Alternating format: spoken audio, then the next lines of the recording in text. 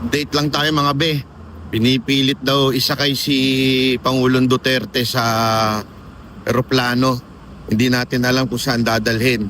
Yan daw ang update, sabi ho ni Mayor Baste. So, antabayan lang tayo ha. Antabayanan lang natin yung mga ganap-ganap dito sa paligid. Bantay po tayo.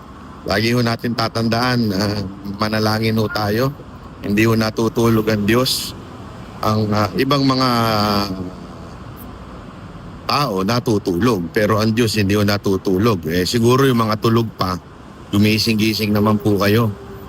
Yung mga tulog pa dyan, alam nyo na kung sino kayo, gumising naman kayo. Kawawa. Ako kanina talagang naiyak po ako nung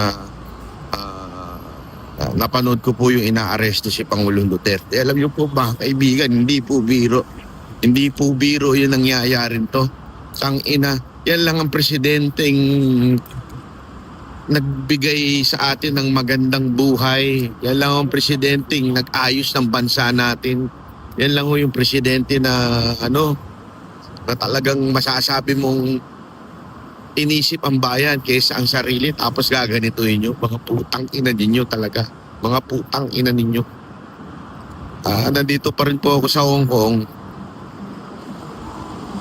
Kung ano-ano ginagawa ninyo dito, kalat na kalat po na sinasabi nyo, bayaran po yung mga taga Hong Kong na nagpunta doon sa rally. Mga gunggong ba kayo? Mga putang ina nyo, wala pa sa kalahati yun.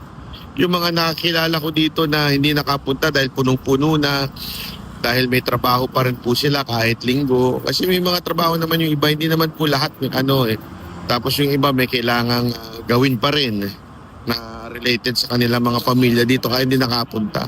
Pero mga kababayan, ako naiiyak talaga ako kanina. Walang biro. Hindi ko mapigilan habang kumakain po ako ng noodles. Hindi ako nagloloko. This is not a joke.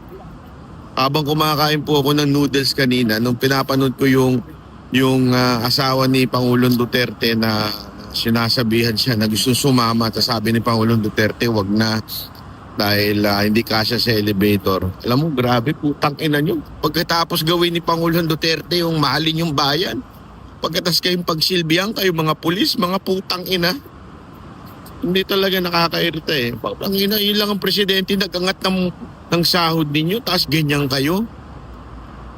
Tapos sasabihin nyo, sumusunod lang kayo sa utos. Sino? Utos ng mga puti. Putang ina nyo, utos ng mga puti. Ba't kayo sumusunod?